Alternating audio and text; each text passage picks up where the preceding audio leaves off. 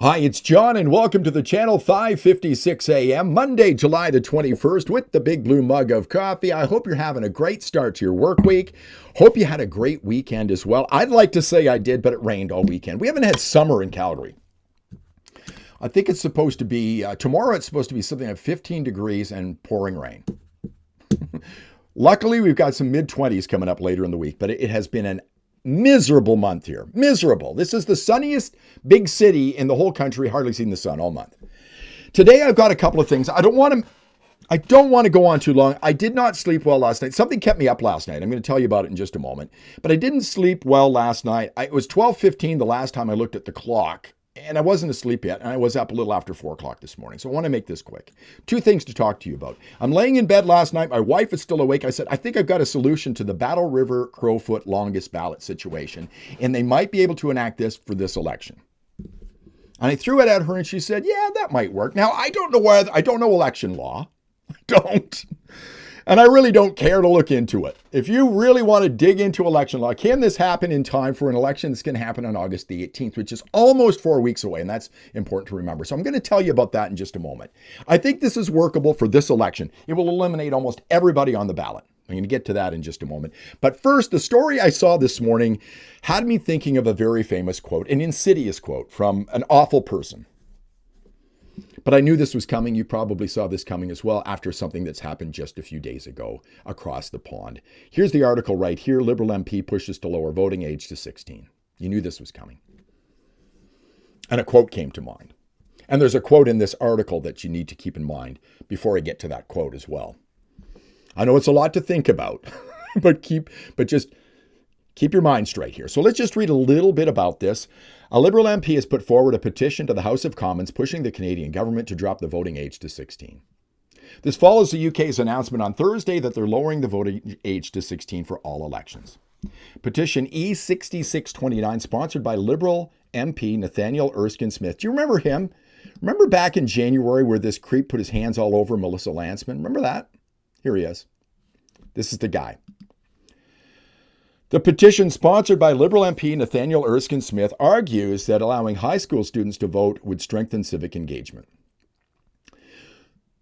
Quote, extending the voting age to 16 would empower a new generation to participate in democracy while still in school, where habits of civic engagement are more easily built and supported. Reads the petition submitted by Shazia Ibrahim, chair of the Calgary East Federal Liberal Association. Let me read that to you again. Where habits of civic engagement are more easily built and supported. If you like quotes, you might be thinking the same quote I was thinking when I read this article first thing this morning. I'll tell you that in just a moment. Now about 3 years ago, this thing failed. Defeated 245 to 77. 20 Liberal MPs supported it. 13 still remain in the House of Commons. Don't think because this is a stupid idea, it won't pass. Because we're talking Liberals here. Nigel Farage weighed in on the situation over in England. He said giving 16 and 17-year-olds the right to vote is an attempt to rig the political system. If this goes ahead, Labour could be in for a shock. Suggesting that all 16 and 17-year-olds will vote Liberal is a stretch, but they are taught things in school that give them that worldview. Again, go back to this here, where habits of civic engagement are more easily built and supported. And what's the quote I was thinking about? I was thinking about this quote right here. Give me 4 years to teach the children, and the seeds I have sown will never be uprooted. Vladimir Lenin. They're teaching kids in school the leftist mindset, the leftist worldview. And they're hoping the 16 and 17-year-olds have been indoctrinated, give me 4 years, enough that they will vote left wing, and the conservatives may never get elected again. This is what they're hoping happens. And we've mentioned here before that the East determines the political situation in Canada. What happened just recently here in Alberta?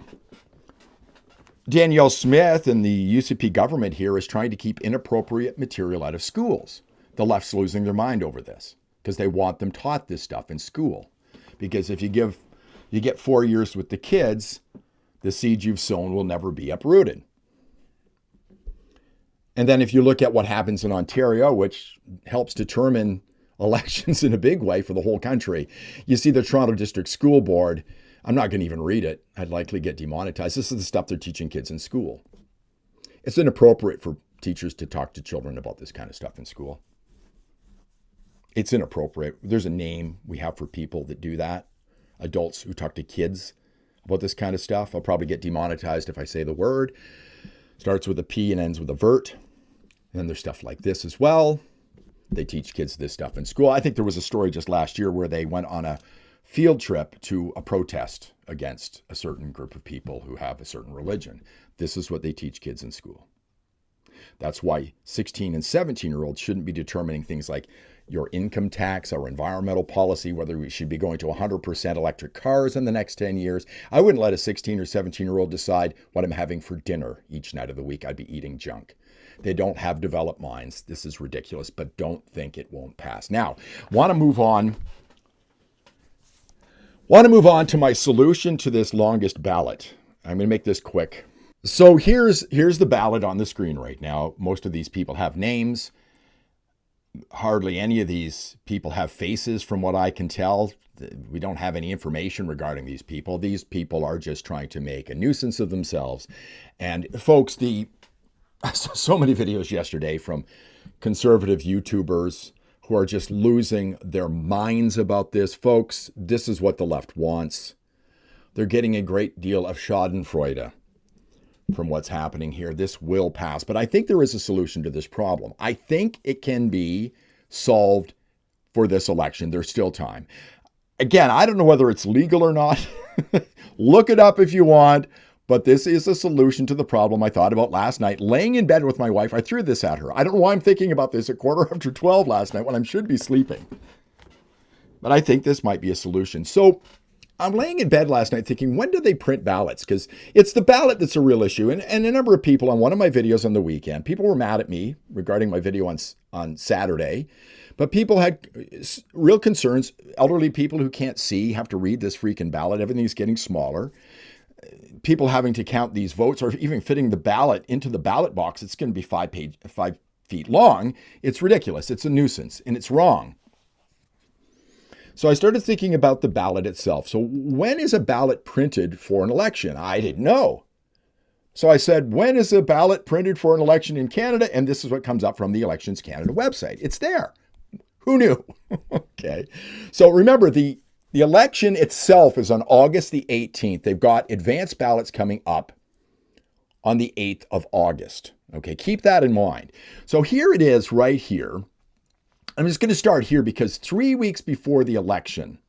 So 3 weeks before the election would be around July the 28th. Now, I might be a day or two off, but we've got more than 3 weeks left until the election because it's only the 21st of July, election on the 18th of August.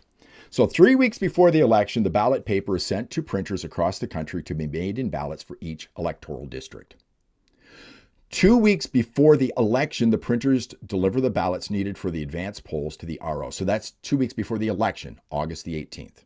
1 week before the election, the printers give the rest of the ballots to the returning officers. On election day, the election officers bring the ballots in ballot boxes to their polling stations. So this is what we know about this election, and this is what we know is happening to these ballots. So let's say July the 28th, that's when they're going to print the ballots.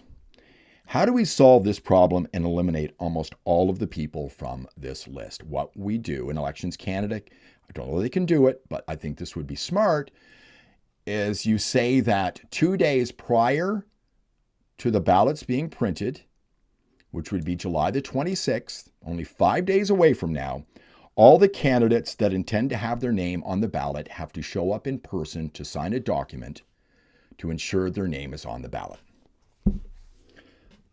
Almost all of the people are eliminated from the ballot.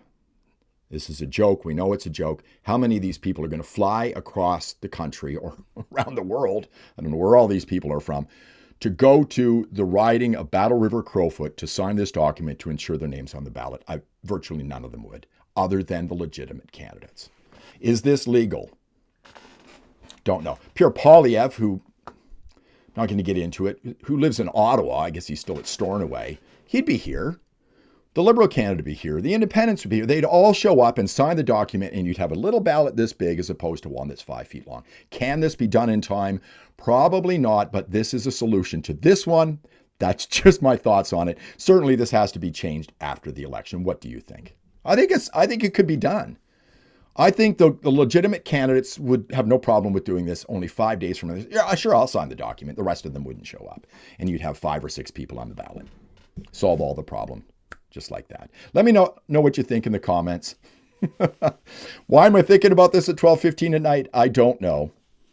But this is the kind of stuff that runs through your mind when you can't sleep. Have yourself a great day. Have yourself a great week. If you like the video, give me a thumbs up, subscribe to the channel, ring the bell for notifications. I'll see you in the next one. I think I'm going to go back to bed.